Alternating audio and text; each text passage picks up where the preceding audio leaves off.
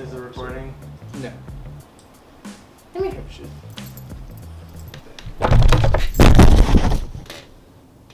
And it fell.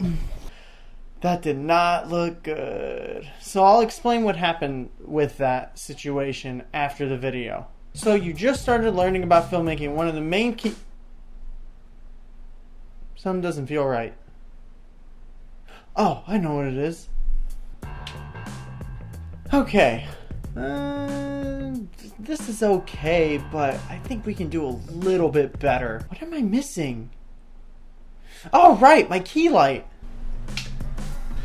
Ah, that's better. Now I got my whole face nice and well lit. What was I talking about again? Alright, so you just started learning about filmmaking, and one of the most important things to learn about is lighting. So, why is lighting so important in films? Well, one of the main reasons why lighting is so important in films is because it sets the tone of your whole film depending on how you use your lights. It can also set the whole mood of your character depending on whether you want to make them look sinister so you don't put as much lights on them, or if you want to make them look like the good guy. So with that being said, how do I achieve this awesome look without breaking my wallet? Well, there's one cheap solution to this. Okay, let's put you right here. There we go. So here's your solution. So this is basically the cheapest lighting kit that you can get on Amazon. I'll leave a link in the description below. So this is under $100, so it's only 75 bucks. You get 2 lights with it, and it already comes with a diffuser so you can get a nice soft light right out of the box. This light is perfect for the budget filmmaker because it is incredibly bright. It's already a soft light, and you can make it a harsh light too. Oh my god, that's bright. Not doing that again. So this is an awesome deal, but this is not the most perfect light ever. For one thing, it's one big fluorescent bulb, so you have to be careful where you pack it. If not, you might break it and you might have to buy another one. But if you're careful with it, then it shouldn't be a big issue at all. Another thing about this is that the build quality is not that great. It's very plasticky. It's like cheaply made. Also, you can't plug in any batteries on it, so you have to plug it in with a cord. And then the cord isn't even that long enough, so you need an extension cord to like get where you're going. Another little slight issue about these is that you're gonna get a slight green tint because it's a fluorescent bulb, and fluorescent bulbs don't really have a high CRI. So if you like the green tint, then this is perfect for you, but if you don't, I recommend like fixing up the coloring in post when you color grade. But other than that, for a beginner filmmaker, this is perfect for your setup. This was perfect for when I started, so if you're starting, I really recommend using these. So now I know what you're thinking. Can you make a cheap light like this cinematic at all? Of course you can. It's not about what kind of gear you have or how much you spent on your gear. It's about how you use it. This is why I'm creating this video, so I can show you how you can have the cheapest equipment and still achieve the most cinematic images.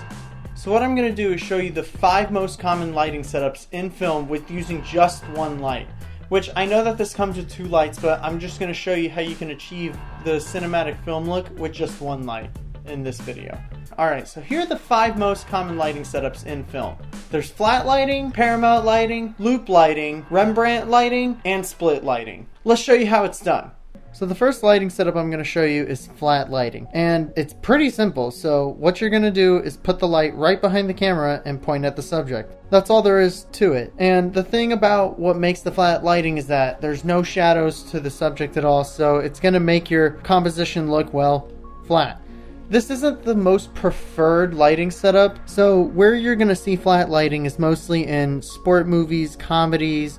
It's used in a lot of commercials, and it's also mostly used in news as well. This is like the easiest setup to do, it's the quickest, but it's not really the most cinematic, which you can use this for a lot of your cinematic shots if you want to make your subject look flat, but there's a lot of movies that use flat lighting. The next lighting setup is Paramount lighting. So with Paramount lighting, you just put the light right behind the subject and you raise the light stand all the way up and angle it down to the subject.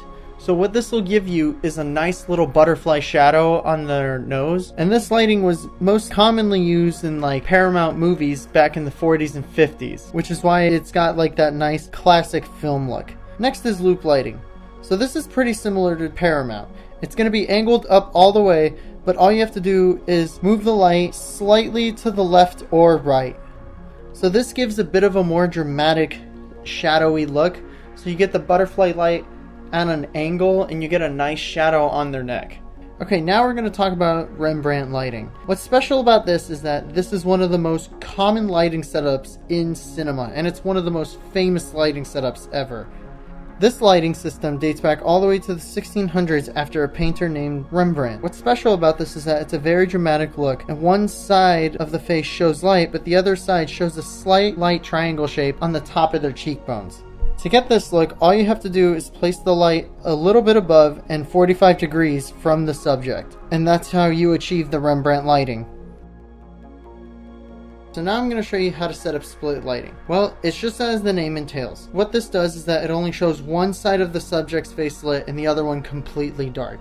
This is a very dramatic look, and it makes the character show that they might be hiding something, or they might have a different side to them. No pun intended. So to achieve this look, you're just going to put your light right next to the subject, at eye level.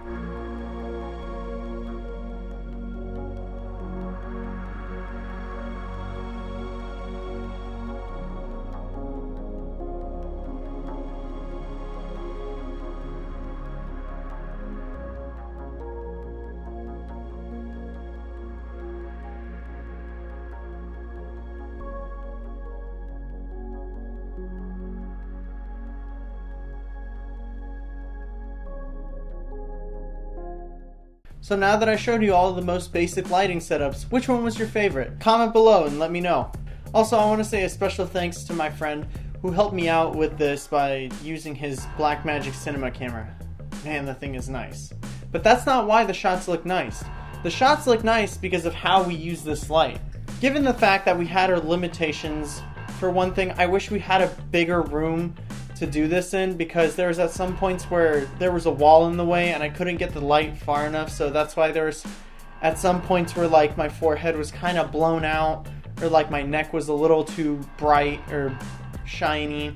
But other than that, the results shows, and these did really well under the circumstances. Okay, now the moment you've been waiting for. It's time for me to explain what happened in the very beginning of the video. So the day when I was doing the video for the old lens versus new lens challenge, I didn't really have a little mini tripod to mount my camera on, so I went to Best Buy and bought the cheapest thing, which is this like Mercury like off-brand Gorilla Pod thing. And let me tell you, this thing is the worst thing I've ever purchased. I do not recommend this thing. It is very dangerous to put on your camera. It doesn't look stable at all. It'll fall over, and that's why my camera fell off of the table when I put this on. This thing's like a piece of garbage. I'm never using this for my camera ever again. In fact, I'm gonna put it in the garbage right now. There we go. You're never gonna hurt anyone ever again. But the fall wasn't bad. I had a carpet flooring and the tripod took most of the impact from my camera, so my camera works just fine. But it was very scary. Alright, that about does it for this video today. I hope you learned a lot about the lighting setups that you can achieve with just one cheap light. Alright, until next time, I'll see you guys later.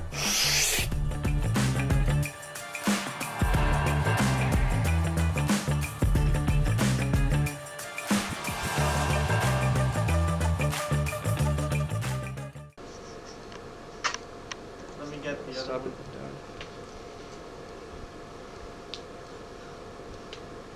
Dramatic doggos.